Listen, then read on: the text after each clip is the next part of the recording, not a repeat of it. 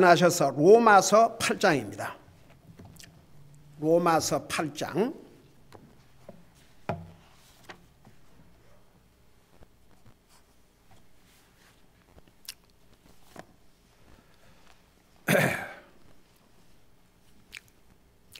(14절) (15절) 두 절을 우리 같이 계십니다. 14절 15절 같이 읽습니다. 시작. 하나님의 영에 인도받는 자들은 다 하나님의 아들들이니 너희는 다시 두려움에 이르는 속박의 영을 받지 아니하고 양자 삼으시는 영을 받았느니라. 그분을 힘입어 우리가 아바 아버지하고 부르짖느니라. 아멘. 앉으시 바랍니다. 우리 지난번에 12절 13절에서 우리가 빚진 자라고 그랬는데 이 빚진 자란 의미가 뭐라고 그랬어요? 빚진 자라는 의미가 뭐라 그랬어요? 우리의 책임. 우리는 구원받은 하나님의 자녀로서 책임이 있습니다. 자세하게 설명했는데 잠깐 복습하고 지나갈게요. 그래서 여기에 보면 너희가 육신을 따라 살면 12절 그러므로 형제들아 우리가 빚진 자로 돼 육신에 따라 살도록 육신에게 빚지지 아니하였느니라. 그러니까 여러분 보세요. 우리 육신에게 빚을 진 게 아니고 우리는 우리 영적인 삶에 우리 주님께 빚진 자입니다. 주님은 나와 여러분을 구원하시기 위해서 자기 생명을 주셨습니다. 그 은혜로 그 희생의 사랑으로 우리가 값없이 구원받고 하나님의 자녀가 되십니다. 그래서 우리가 하나님의 자녀로서 하나님에 대한 책임은 있지만 이 빚을 진다 그 말이 그런 뜻이에요. 그러나 우리 육신의 죄의 속성에 빚진 게 아닙니다. 도리어 우리는 죄의 속성을 이기고 싸워서 승리를 해야 됩니다. 자, 그래서 이게 뭐라 했습니까? 그러므로 우리가 빚진 자들은 육신에 따라 살도록 육신에게 빚지지 아니하였느니라. 여러분 보세요. 죄를 성경에서는 빚이라고 그랬습니다. 우리 예수님께서 우리의 죄의 빚을 다 청산해 주셨습니다. 그러니까 더 이상 우리의 죄에 우리가 왜 죄를 짓는 줄 아세요? 우리가 죄를 지으니까 죄인인 거예요? 아니면 죄의 속성을 가지고 있기 때문에 그 결과로 죄를 짓는 거예요? 우리가 죄를 지어가지고 죄인이 되는 게 아니에요. 우리가 죄인이기 때문에 죄를 짓는 거예요. 그래서 우리가 예수를 믿고 구원받은 하나님의 자녀가 된 다음에는 더 이상 우리 육신에게 죄의 속성을 따라 살 어떤 책임도 없어요. 도리어 죄의 속성을 이기고 승리를 해야죠. 자, 그러면서 뭐라 했어요? 너희가 육신을 따라 살면 죽을 것이로되. 이건 육체의 죽음을 가리킨 게 아니고 하나님과의 관계에서 우리가 육신을 따라 산다. 전혀 영적인 생각도 없고 육신의 생각만 하고 살고 그저 육신의 죄의 속성을 따라 내가 하고 싶은 대로 하고 싶지 않으면 안 하고. 여러분 보세요. 그게 참 신기한 게요. 영적인 일, 하나님의 일은 이렇게 사탄이 하고 싶지 않도록 방해를 해요. 죄의 속성과 성령의 속성은 서로 대결을 한다고 그랬어요. 그러니까 보세요. 죄의 속성은 해야 될 일은 하고 싶지 않고 해서는 안 될 일은 하고 싶어 해요. 반대예요, 반대. 그러니까 만일에 우리가 죄의 속성을 따라서 만일에 살면 여기에 뭐라 죽을 것이로 돼. 그런데 그게 뭔고 아니? 영적인 면에서 하나님과의 관계가 끊어져서 영적으로 죽은 사람, 그러니까 예수님을 안 믿는 사람과 똑같이 산다 그 말입니다. 말은 예수님 믿고 구원받았다 하나님의 자녀라고 하는데 계속 육신적으로만 살고 죄의 속성을 따라 살고 전혀 성령님의 인도함을 받고 살지 아니하면 죽을 것이라 그랬어요. 죽음이라는 것은 관계가 끊어지는 것인데 육체의 죽음을 가리킨 게 아니고 이 경우는 하나님과 관계가 죽는다고 말입니다. 그럼 하나님 관계가 끊어져 있는 것과 똑같다 이거죠. 그러니까 하나님 안 믿는 사람과 똑같이 살게 된다고 말입니다. 여러분 보세요. 여러분의 자녀가 부모는 상관도 하지 않고 자기 멋대로 산다고 생각해 봐요. 부모 자식의 그 위치는 그대로 있겠지만 그 관계는 이미 죽었지요. 부부도 같이 산다 할지라도 바른 관계를 유지하냐 하면 그 관계는 죽어 있는 것과 똑같습니다. 어떤 면에서 남보다 못하다고 할 수도 있지요. 그래서 여러분, 우리 그리스도인은 아무리 죄의 속성을 갖고 살지만 죄의 속성을 따라서 살면 안 된다는 거 우리 자세하게 배웠죠. 그러면서 이게 성령을 통해 몸의 행실을 죽이면 살리라. 근데 여기에 몸의 행실은 우리 육신의 죄의 속성을 따라 사는 것. 죄의 속성을 따라 사는 그 행실은 좋은 행실이 아닙니다. 그러니까 계속 그 행실을 컨트롤하고 죽이면 도시로 영적으로 살아있게 된다고 말입니다. 다시 말하면 하나님과의 관계를 잘하고 산다, 그런 뜻입니다. 그 다음에 보세요. 예를 들어서 자녀들이 부모의 말은 안 듣고 친구의 말이나 듣고 잘못된 얘기나 듣고 막 그러고 따라다니면 그 관계는 죽지요. 근데 자식들이 부모의 말을 순종하고 그렇게 하면 얼마나 그 관계가 좋겠습니까? 그 관계 항상 살아있죠. 구와 마찬가지다, 그런 뜻입니다. 자, 그걸 생각하면서 이제 14절에 보면요, 내가 하나님의 자녀인지 아닌지를 알 수 있는 방법이 여기 있습니다. 과연 내가 하나님의 자녀인가, 하나님의 자녀가 아닌가, 그것을 이 14절에서 자세하게 설명을 하고 있어요. 간단하지만 이 속에 많은 의미가 있습니다. 여기 보니까 하나님의 영에 인도받는 자들은 다 하나님의 아들들이니, 이걸 뒤집어서 설명을 하면 하나님의 아들들은 다 누구의 인도함을 받고 산다는 얘기입니까? 성령님의 인도함을 받고 산다, 그런 뜻입니다. 그러니까 보세요.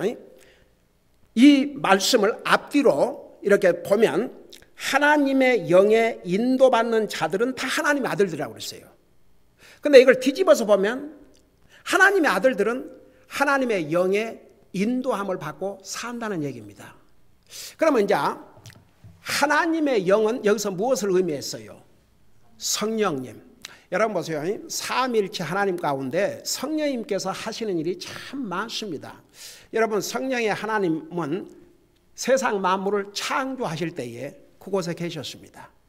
삼위일체 하나님. 여러분 잠깐 창세기 1장을 보세요. 우리가 이 성령님의 하나님에 대해서도 잘 알아야 됩니다.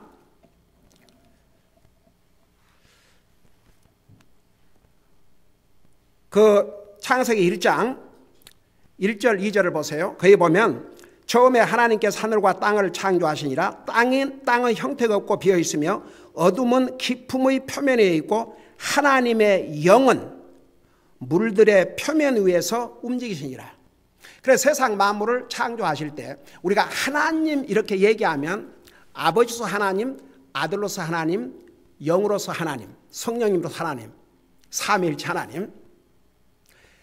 여러분 그거 잘 아셔야 돼요. 아버지가 아들이 아니고 아들이 성령님이 아니고 성령님이 아버지가 아니에요. 근데 아버지는 하나님이시요, 예수님은 하나님이시요, 성령님은 하나님이세요. 그걸 분명히 구별하셔야 됩니다. 하나님, 아버지도 하나님, 아들도 하나님, 성령님도 하나님이시지만 아버지가 아들이 아니고 아들이 성령님이 아니고 성령님이 아버지가 아니라는 얘기입니다. 근데 다 하나님이세요. 아버지도 하나님, 아들도 하나님, 성령님도 하나님. 그런 의미에서 하나님이라는 의미는 모든 것을 아시고 모든 것을 하실 수 있고 동시에 계시지 않는 곳이 없는 하나님 외에는 그 누구도 할 수가 없어요. 여러분, 이 목사가 지금 여가 있는데 다른 데 같이 동시에 이 시간에 다른 데 있을 수가 없어요. 사람은 시간과 공간의 제한을 받습니다. 내가 여기 있으면 여러분 여가 있는데 동시에 다른 데 가 있을 수가 없어요. 근데 하나님은 아니에요. 하나님은 사람이 아니시기 때문에. 그러니까 보세요. 이 하나님의 영이 수면에 운행하셨다. 그러니까 세상 만물을 창조하실 때 하나님께서 성령님께서 계셨어요. 그리고 이제 여러분 그 밑에 내려가서 1장 26절을 보세요. 26절에 보면 창세기 1장 26절에 보면 하나님께서 이르시되 우리가 우리의 형상으로 우리의 모양에 따라 사람을 만들고 그랬어요. 세 번이나 계속해서 우리가 복수로 사용하셨습니다. 여러분 히브리 말로 엘로힘 삼위일체 하나님을 의미하십니다. 그러니까 보세요. 세상 만물을 창조하실 때 우리 인생을 창조하실 때 삼위일체 하나님의 공동 작품이 옳시다. 그래서 여러분 요한복음 1장 옛날에 골로새서 우리 배울 때 골로새 1장에 보면 예수님 없이 만들어진 게 하나도 없다고 그러십니다. 여러분 우리 예수님은 우리의 구원의 하나님이시지만 동시에 창조의 하나님이십니다. 분명히 성경은 말씀하고 있습니다. 그럼에도 불구하고 보세요. 아들이신 예수님은 얼마나 겸손하신 줄 아십니까? 자기를 낮추어 종의 형체가 되셨고 아버지로서 하나님께 죽기까지 복종했다고 성경은 빌립보에서 기록하고 있습니다. 그래서 보세요. 왜 이삭을 가끔 예수님의 픽처, 예수님의 그림자라고 이렇게 말하고 있는 거 아니에요? 여러분 사실 이삭이 자기 아버지 아브라함에게 붙들려서 결박을 해가지고 죽이려고 할 때 어린애가 아니었습니다. 자기를 불태워서 하나님 앞에 희생물로 드릴 그 주요 나무가 가느다란 무슨 그런 나무가 아니었습니다. 큰 통나무였겠지요. 그래야 태우지요. 그걸 짊어지고 그 산을 모리아 산으로 올라가니까 성경학자들은 보통 그래도 20대가 다 되지 않았겠나. 근데 20대가 안 됐다 할지라도 티네이저를 할지라도 주여 100살이 훨씬 넘은 아버지가 자기를 결박하고 죽이려고 그러면 아버지 밀쳐버리고 도망갈 수 있죠. 안 그랬어요. 죽기까지 순종을 했습니다. 하나님께서 못 죽게 하셨죠. 원래 이삭을 죽이려는 것이 하나님의 뜻이 아니고 아브라함의 믿음을 시험하기 위해서 하신 것이니까. 와, 아브라함이 칼로 아들을 죽이려고 하니까 우리 하나님께서 아브라함아 내 아들 이삭에게 손대지 마라. 와, 그분이 우리 하나님이세요. 네. 그러니까 보세요. 이렇게 다시 우리 로마서로 돌아가 봐요. 그래서 성령의 하나님, 그래서 여기에 보니까 하나님의 영, 성령님을 가리켰어요. 하나님의 영은 성령님을 가리켰는데 14절에서 하나님의 영의 인도함을 받는 자들은, 여러분 어떻게 성령님에 의해서 인도를 받아요? 여러분 보세요. 성령님께서 우리 속에 거하셔요. 한 가지 분명한 사실은 우리가 예수님을 영접한 순간에 우리 속에 오신 성령님은 우리가 한나라 가는 순간까지 우리를 떠나지 않으셔요. 우리와 함께 계십니다. 그래서 에베소 4장 3절에 보면 성령님을 슬프게 하지 말라고 하셨습니다. 가령 예를 들어서 여러분이 자식들이 부모를 모신다고 하십시다. 근데 그 자식이 부모에게 음식만 대접한다고 그 부모에게 정말 효도한다 할 수 없어요. 부모를 공경하라고 그럴 때 부모에게 필요한 옷이나 밥만 주어서 공경하는 게 아니고 부모를 존중히 여기고 부모에게 의견을 묻고 어떤 결정을 할 때 부모의 도움을 구하고 그 부모가 살아온 연륜, 그 지혜, 그 경험은 세상 지식으로 할 수가 없거든요. 그 부모를 리스펙트 해주는 것이 그게 공경하는 거예요. 그러니까 보세요. 우리가 그런 면에서 하나님은 영이신데 우리 속에 거하시지만 우리 눈으로 보는 게 아니죠. 근데 우리와 항상 함께 사셔요. 근데 우리가 이 성령님의 인도함을 불순종하고 내 멋대로 살면 마치 부모는 모셨지만 자식이 모든 거 뭐 부모는 제쳐놓고 자기 마음대로 살고 정말 할 일도 제대로 하지 않고 만약 그런다면 그 부모를 슬프게 하는 것처럼 그런다고 자식을 어떻게 하겠어요? 성령님께서도 우리 속에 와 계시지만 우리가 하나님의 말씀, 그 성령님의 인도함을 받지 않는다 해도 강제로 하시지 않으세요. 그러니까 슬퍼할 수밖에 없어요. 그래서 우리 속에 거하시는 성령님의 인도함을 받고 살아야 되는데 그 인도함을 어떻게 받고 사느냐? 이 하나님의 말씀이에요. 예. 여러분 그 한 가지 특별히 그 한국 교회 뭐 미국 교회도 이제 순복음 교회라든가 캐리스마틱 무브먼트 이런 데는 전부 성령을 이 체험에다가 어떤 경험 뭐 방언을 해야 되고 뭐 갑자기 막 가슴이 뜨거워지고 그런 어떤 그 경험에다가 근거를 두고 나는 성령님의 체험을 했다. 그게 얼마나 잘못된 가르침인 줄 아세요?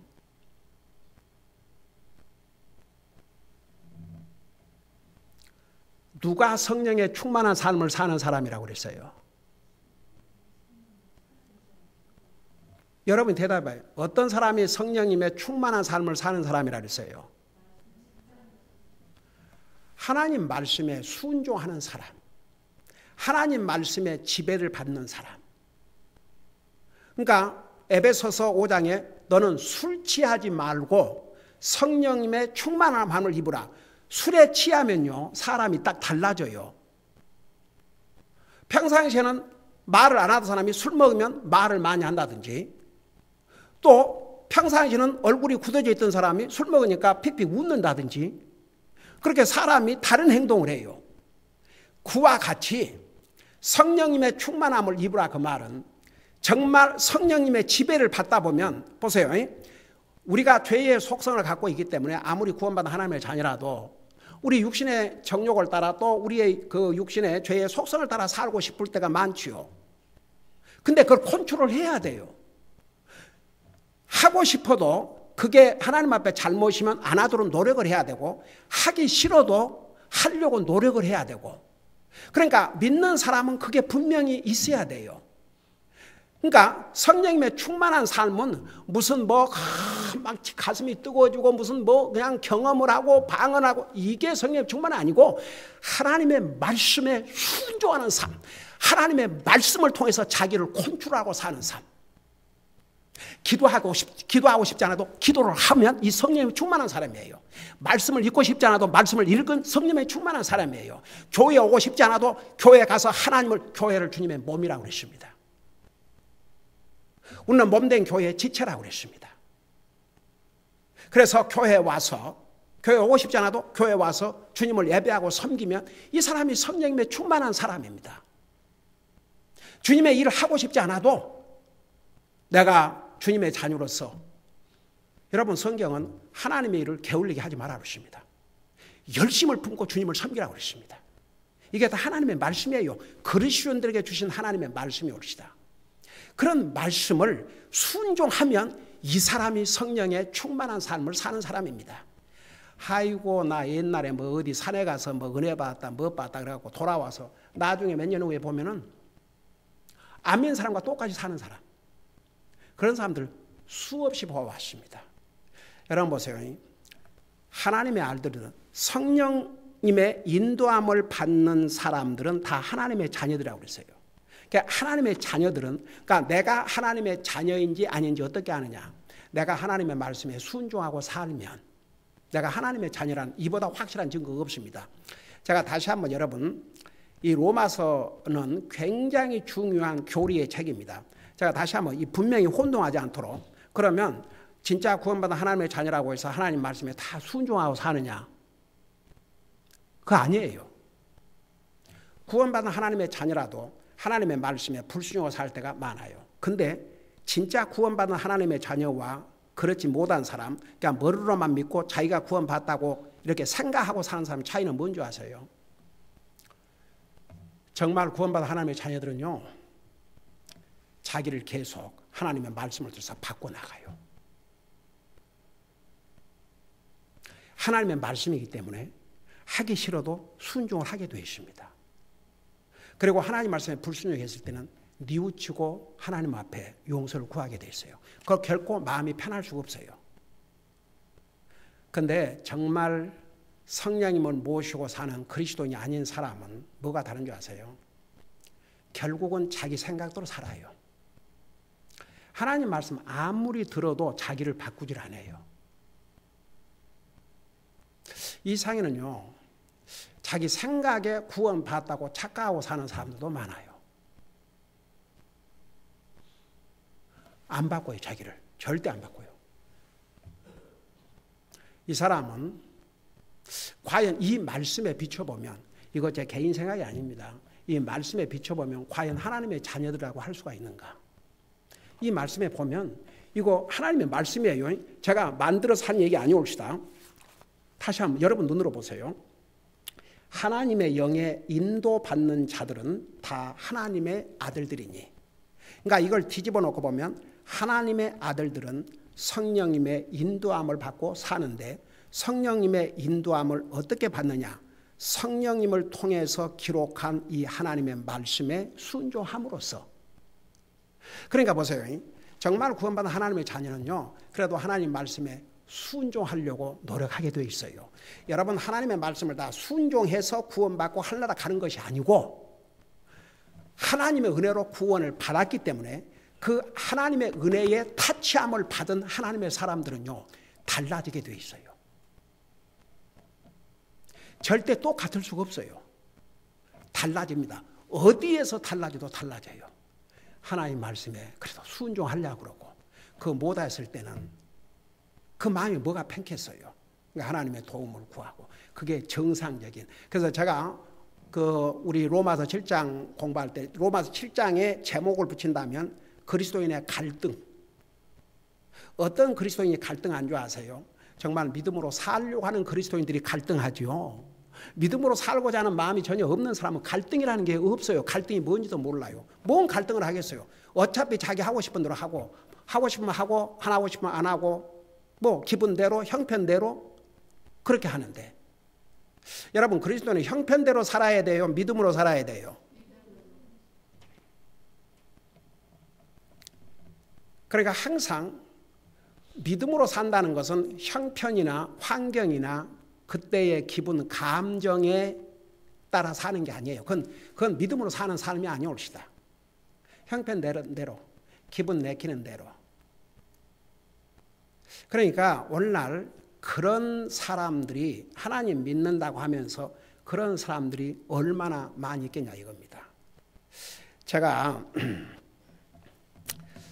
어떤 사람 한 사람을 전도를 지금 몇 년 전부터 해오고 있는데 미국 사람이에요. 근데 아직도 제 얘기를 다 이해하고 그렇게 꼭 해야 된다는 것도 아는데 아직도 못 받아들이고 있어요. 그러니까 나한테 미안하다고 그러더라고요. 그러면서 하는 얘기가 뭔지 아세요? If I do, I have to make commitment my life unto God. 제가 만일 예수님을 받아들이면 이제 내 라이프를 주님께 온전히, 그 커미트먼트란 말이 한국말로는 정확하게 번역한 말이 없어요. 그 커미트먼트, 영어로는 금방 의미가 알긴 아는데 한국말로 이걸 번역하면 여러분 사전에는 뭐라고 되어 있는 줄 아십니까? 뭐 위임, 위촉. 그런데 그것과는 너무나 거리가 멀어요.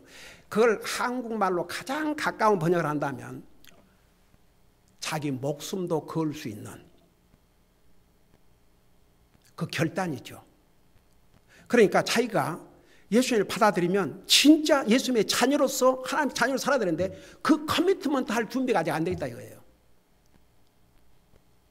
그래서 제가 무슨 생각을 했냐 그러면 분명히 받아들일 것 같아요. 근데 받아들이면 이 사람은 진짜 달라질 것 같아요. 그 사람 받아들이면 이제 주님을 위해서 삽니다. 그래서 내가 그랬어요. 너무 오래는 하지 마라. 왜냐하면 사탄이 계속 시험할 수 있으니까. 그러니까 보세요. 하나님의 영의 인도함을 받는 자들은 다 하나님의 아들들이니 그랬어요. 모두가 다. 그러니까 하나님의 아들들은 성령님의 인도함을 받고 살게 돼 있어요. 그래도 하나님의 말씀에 순종하려고 그러지 하나님 말씀을 전혀 상관하지 않고 살 수가 없다는 얘기입니다. 물론 각 사람의 믿음에 따라서 믿음의 분량에 따라서 조금씩은 차이가 날 수 있어요. 그러니까 믿음이 성장해야 됩니다. 우리가 어떤 사람이 예수님을 영접하고 구원받고 난다면 자기 믿음이 성장할 수 있도록 기도하고 성장을 해야 되는데 한 가지 분명한 것은 보세요. 믿음이 성장하기 위해서는 첫째, 하나님 말씀이 절대적으로 필요합니다. 그리고 주님을 섬겨야 됩니다. 이게 병행돼야 됩니다. 그냥 말씀의 지식은 늘어나는데 그 말씀에 따라서 주님을 섬기지 아니하면 그런 믿음은요, 어쩌면 굉장히 위험한 믿음이 될 수 있습니다. 행함이 없는 믿음은 죽은 믿음이라고 그러지 않습니까? 그러니까 그래서 진짜 살아있는 믿음은 행함으로 뒷받침을 하게 돼 있어요. 그래서 항상 우리의 영적인 삶, 믿음의 삶을 점검하면서 살아야 됩니다. 정말 하나님의 말씀이 나에게 어떤 에펙트를 미치고 있는가?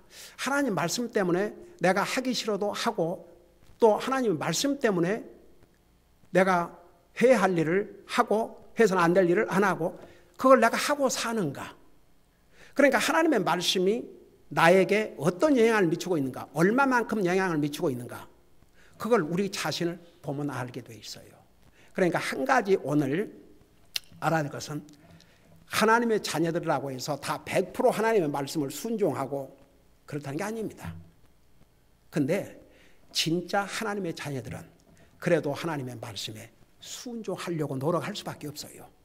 그렇지 못할 때는 절대 그 마음에 참 평화를 갖기가 어렵죠. 그러니까 하나님의 영의 인도함을 받는 자들은 다 하나님의 아들들이라고 그랬어요. 그게 하나님의 말씀이옵시다. 근데 이걸 뒤집어 보면 하나님의 아들들은 누가 됐든지 다라고 그랬어요. 다.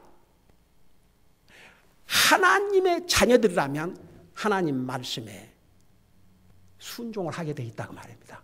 하나님의 말씀으로 인도함을 받게 돼 있다고 말입니다. 성령님, 하나님의 영으로 인도함을 받는다고 말은 하나님의 영으로 기록한 이 하나님의 말씀을 순종하고 살게 돼 있다고 말입니다. 그것이 내가 하나님의 자녀인지 아닌지를 분명히 가르쳐 줄 수 있는 답이 올시다. 그러니까 우리 자신을 돌아볼 때 정말 하나님의 말씀 때문에 내 삶이 변화가 되고 정말 내가 하나님의 말씀에 순종하려고 노력을 하고 사는가? 그 하나님 말씀에 순종하지 않았을 때 정말 하나님의 말씀이 나한테 얼마나 영향을 미치는가? 그런 걸 체크해 보면 내가 진짜 하나님의 아들들인가 아닌가 답이 나오죠. 기도하십시다. 사랑의 아버지 하나님, 우리는 우리의 행위로 구원받을 수 없고 하나님의 율법을 다 지켜서 구원받을 수 없기 때문에 하나님이신 예수님께서 사람의 몸으로 이 땅에 오셔서 우리가 범한 죄값을 지불하시고 또 우리가 범한 율법을 주님께서 율법이 정한 최고의 형벌인 죽음을 대신 당하심으로 율법을 완성시켜 주셨습니다. 그렇게 해서 우리는 하나님의 은혜로 값없이 구원받은 하나님의 자녀들이 되십니다. 우리는 하나님의 자녀이기 때문에 우리의 영적인 아버지시요 우리의 구세주이신 우리에게 새로운 생명을 주신 성령님 하나님의 말씀을 순종하고 사는 것이 바로 우리에게 주신 새로운 속성, 죄의 속성과 싸워서 이길 수 있는 그런 성령님의 속성을 우리에게 주셨습니다. 더 이상 우리는 죄의 속성을 따라 살지 말게 하시고 우리 속에 거하시는 성령님의 속성, 바로 이 하나님의 말씀에 순종함으로써 우리가 하나님의 자녀임을 분명히 간증하고 살게 하여 주시옵소서. 감사합니다. 사랑합니다. 예수님의 이름으로 감사 기도하옵나이다. 아멘.